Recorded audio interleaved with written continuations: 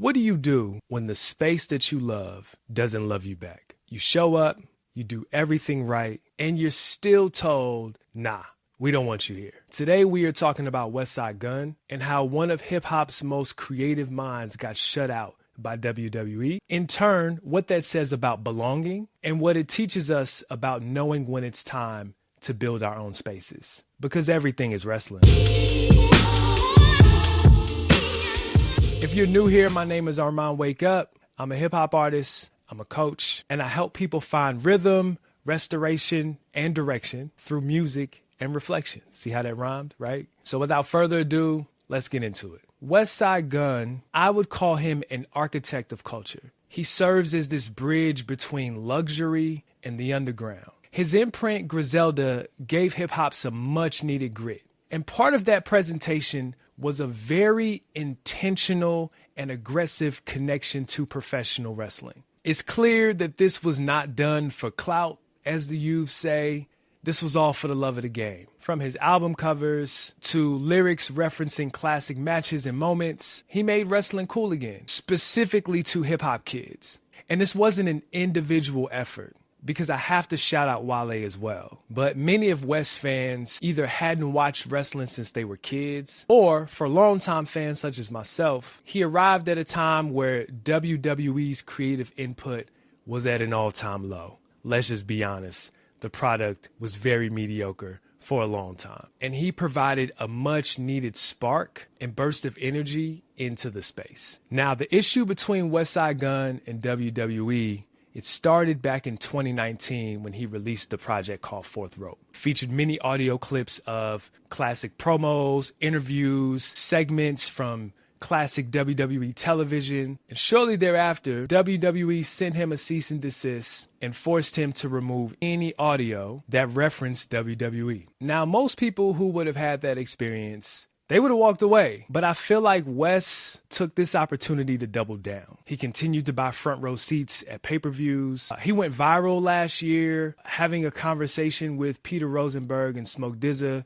where he revealed he spent, $20,000 on multiple suites for WrestleMania. He also extended himself to other wrestling promotions, collaborating with the likes of AEW, TNA, and House of Glory. He also maintained positive relationships with the wrestlers themselves, including some who are part of WWE's roster. And yet WWE, the brand, the organization, never ever mentioned him. Not once. Not on commentary, not on social media. And what makes this significant is they have been doing this very intentionally and aggressively with other celebrities, especially since WWE, since being bought out by TKO, has been very aggressive and intentional about collaborations with other celebrities, other musicians. So then let's fast forward to 2025. Wes drops Hills Have Eyes, a musical trilogy that also served as a tribute to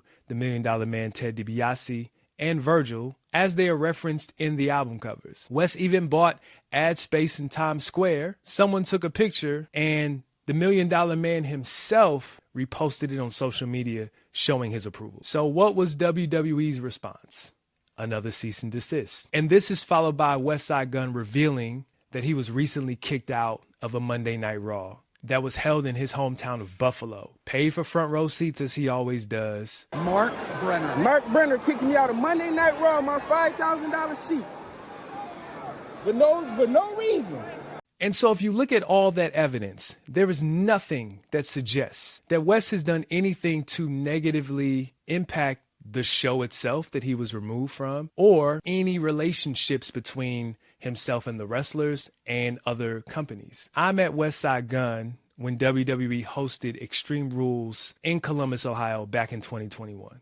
We had a good conversation about the event, and his love for the sport is evident. So all of this has wrestling fans looking at WWE kind of funny in the light. Now, some fans chalk the cease and desist up to copyright. They'll say, well, yeah, he used audio from WWE programming. He didn't get it cleared, and that's why they sent the cease and desist. But here's the thing.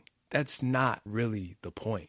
Because if it was about legalities, we've seen countless other artists do the same thing over the years. remix sound bites, sample old interviews, use references in their lyrics. And WWE has never, ever gone hard at them. We've seen other artists get rewarded for doing so. They collaborate with celebrities all the time when it benefits them.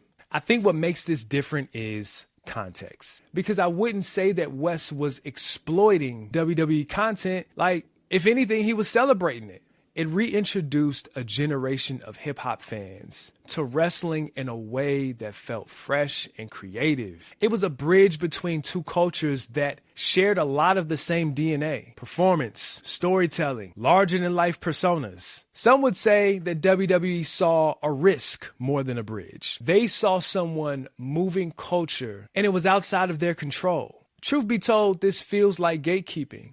And what's funny is WWE is notorious for doing this with their own wrestlers. If you get over on your own, and it is not because of a storyline or a character that directly came from them, they are notorious for holding those kinds of people back. Zack Ryder, I'm looking at you. Why does this matter? This is what happens when you love a thing and it doesn't love you back. WWE has no problem with platforming Jelly Roll, Bad Bunny, Logan Paul. Travis Scott was infamously heavily featured in the main event of WrestleMania. But Westside Gunn, I don't know. Is he too independent? Is his style of hip hop not palatable to the WWE audience? Is it racism in WWE's history of how they treat black wrestlers and black fans of their product? Maybe it's the AEW connection. He created a theme song for the Hurt Syndicate, and that song helped grow their popularity. And this is just WWE leaning into tribalism. I think you can make strong cases for any of those things, but no matter where you land, I think universally we can all agree that this is a bad look, especially at a time where fan trust in the product is at an all-time low. You know what I'm saying? Because, we've all been there, doing everything right, following the rules, showing up with good intentions, and still getting ignored. I think it's very easy to be bitter, but I think wisdom says this is an opportunity to become aware. And so as a life and wellness coach, I have 3 takeaways from this situation that I'd like to share with you guys. Number 1, recognize when a space doesn't value you. Sometimes we get so caught up in the idea of a room that we miss the reality of it. We think, if I just show up the right way, they'll receive me. But this is an unfortunate truth. Some spaces have already decided who belongs and who doesn't. And let me free you up. It's not your job to convince them otherwise. Westside Gunn did everything right. He supported, he showed love, he invested a lot of money, a lot of time, and he still got turned away. And I don't think that's a testament to the value that he brought to the space. If anything, this speaks to the fact that the space was unable to recognize that value. So here's the lesson. Stop begging to be seen by people who refuse to look. Now let me really free y'all up. Energy that is spent chasing validation is energy that is stolen from creation. And sometimes walking away, giving up, it can feel weak, but actually is wisdom. Number 2, go where you're celebrated. Hey man, when one door closes, I want you to look around and see who's still standing with you. Westside Gunn didn't stop loving wrestling. He just stopped forcing himself into a version of it that didn't love him back. He found community, AEW, TNA, House of Glory, his fans and supporters who understood what he was doing. And from what I'm seeing, this situation is encouraging them to support him even more. I think the same thing applies in life. Your gifts don't shrink because someone else doesn't see them. There are rooms that are waiting for you, your presence, your story. Literally, the room will light up the second you walk in. And that's what I want to unpack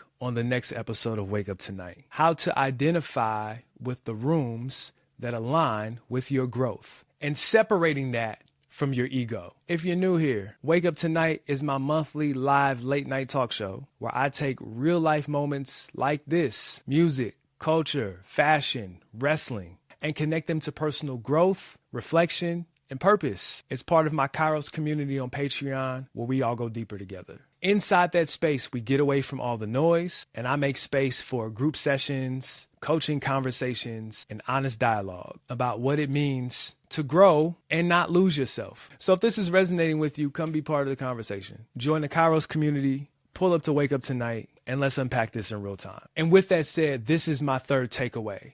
Build your own table. When you can't find the space that you need, that serves as evidence that it's time to build one. And essentially, that's what Westside Gunn did with Fourth Row. He took all the worlds that he exists in, wrestling, fashion, music, and he made something new out of it. He's hosting his own events in Paris, at Six Flags. This is what happens when you don't wait for a seat at the table and instead you build your own arena. So that's the takeaway. Build something that you wish existed. Honestly, that's the best part. Like when you build something and it's rooted in authenticity, the right people will find you every single time. In conclusion, if this hit home, we're going to dive deeper on Wake Up Tonight, my live late night talk show that is exclusively hosted inside the Kairos community on Patreon. We're going to talk about when rejection becomes redirection and how to create spaces that welcome you as you are. My name is Armand Wake Up, and I feel like this video serves as more proof of why